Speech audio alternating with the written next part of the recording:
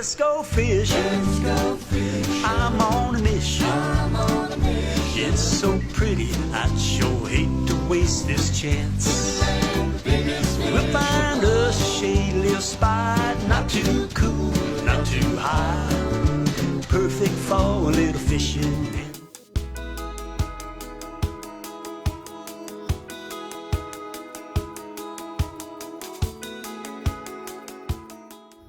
You know, when I get out there early in the morning, you can see the lightning and hear the thunder back here, but it's a good ways off. It's over on the coast. It's either on the Gulf or the Atlantic, but it's a light show every morning, which I kind of enjoy that, and I enjoy watching the shooting stars before the fish start biting. So it's just, you know, it's enjoyable.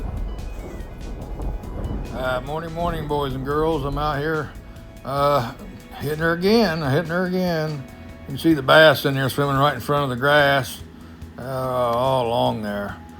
Yeah, they just, and you can see, I'm not sure if they're shad. I'm pretty sure they're shad. The real small ones there, but they're individuals. Usually a shad will be like bunched up, more so like about the second bunch of grass back there. But there's not like yesterday. There was shad out in front of the grass, but I don't see much shad there this morning. But there's still a few fish.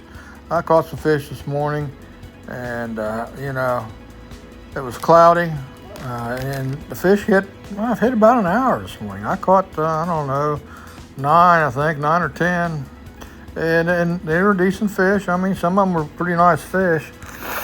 You know, 3-4 pounds. I didn't catch nothing like yesterday. I mean, I caught 4.5 and 5.5 yesterday, but I didn't catch nothing like that this morning. It's more 3.5 to a little bit over 4, I'd say. A couple of them, but they were, you know, but not like yesterday. But still caught some fish, and that's the main thing. But I get out there real early so I can turn on my electronics so it's dark and you can see your screen a lot better when it's dark like that. And I'm kind of eyeballing the grass line there and see what's going on. And you can look back. You can look back in the grass there, so you can see back here, but right there in the front, you can really tell what's going on. You see one right there on the bottom, kind of just milling around right there. Now that might be a catfish. Now that's a bass right there suspended. There you see how he come into the cone real good right there. But yeah, see, he's just hanging out right there. And then there's a group of some kind of bait fish. It has to be shad right there where he's hanging out. He's up there grabbing one every once in a while. You know, there he goes back into the grass. It's pretty neat, really. Like I said, I'm going to get a Garmin too. I'm going to give me something to play with. But yeah, it's just a pretty neat outfit.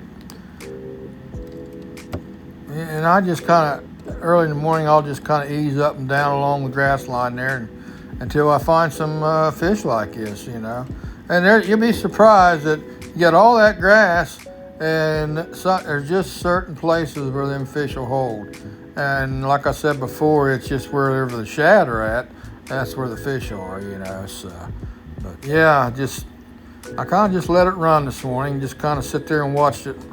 And it was kind of a interesting morning, a little bit of lightning and thunder over on the coast. I mean, it wasn't close to me, but I could see it over there. But yeah, you can see them here real good there. Where I zoomed in there, you can see them. See that bass right there? That's a bass.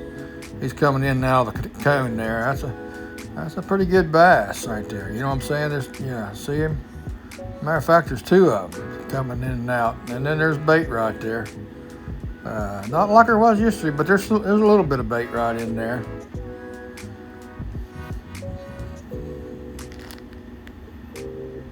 And yeah, I eyeballed them, and then I just started throwing out there, and I think I caught 4 or 5 right there doing that. And they were good fish.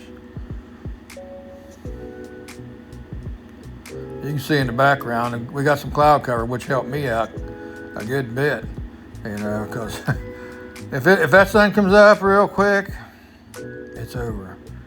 Yeah, this is the old reliable Horticator on this one. I caught them all but 2 this morning on the Horticator. I mean, as long as I keep catching them on it, I stick with whatever I'm using, and then I switched over to just a regular Hoyt spinnerbait and caught a couple on Hoyt spinnerbait too. But yeah, Horticator produced some again this morning, as usual, the old reliable.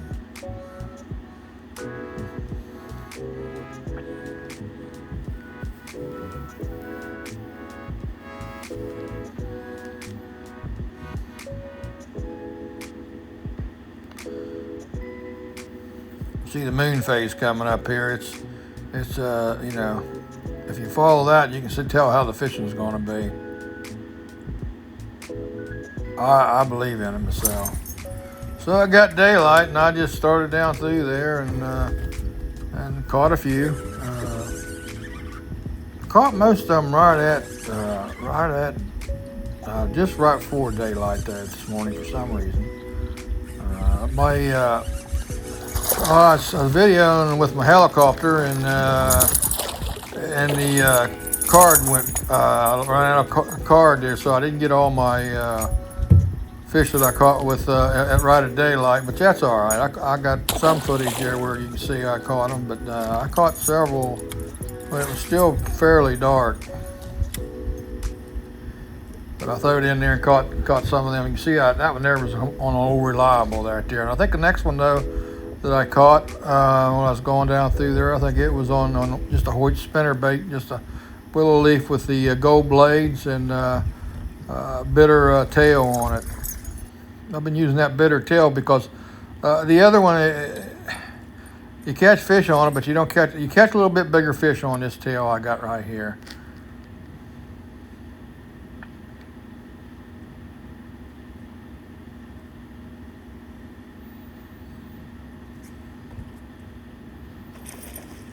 Boy, yeah, I mean, it's kind of like that crappie thing, you know, when you're jigging for crappie and you get that thump. Same way with these bass. When you get that strike on these in that grass, it's pretty addictive. I mean, I really look forward to it every morning, you know. That's good that an old man can look forward to something like that. Guys, like I said, if you want to do it, we'll go out for a couple hours in the morning, and it's just, from about 6 till 9, and $200. But if you want to go ahead and fish till 11, it's like I said, $350. But yeah, good times this morning, guys. Really good times.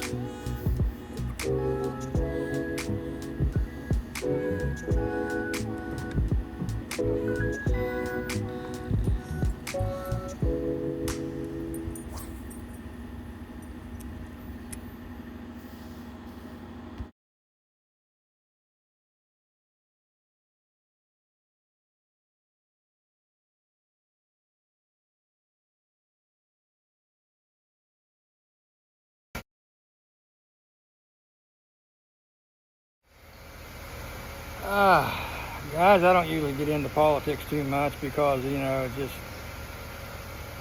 I don't want to change anything. But I was talking to the biologist this morning as I was coming in Scott Driver. I know the river died. I don't know what happened because we was catching a lot of fish, good fish in the river, and all of a sudden it just died. But I guess they had a major fish kill up above the locks that are going up north on the Kissimmee River, and they said it's coming this way, the biologist did. But all the drainage come from Orlando and Disney World and all the golf courses and the pasture fields, and it's just, I've never seen a place that destroyed such a great fishery like they have here on Lake Okeechobee, really. I've never seen anything like this. I mean, they don't care. Up north, if they have a problem or something, they take care of it. But down here, they don't. They really don't. They don't take care of it. I mean, and there's no turning it around. I mean, I can sit here till I'm blue in the face, and everybody's tried to get them to stop spraying and try to do something about it, but they don't. Florida, the only thing they're worried about is the bottom dollar, and that's, the dollar is the only thing they worry about. They don't care about their natural resources down here. That's a shame because, good Lord, give them really a treasure, especially Okeechobee, but they've destroyed Okeechobee. They really have. I mean, we can still catch fish out there and stuff, but they just kill it. I mean, they really do. They spray, and the fishermen have tried to stop it, and some of the conservationists tried to stop it. There's somebody. It goes back to the governor, okay, DeSantis. I mean, he could do something about it. But he'd rather not do anything about it because he don't want to make no waves, on the coast. But yeah, they have destroyed this fishery here on Lake Okeechobee and the Kissimmee River. Sad, but still catch a few fish. But like I said, it's bad.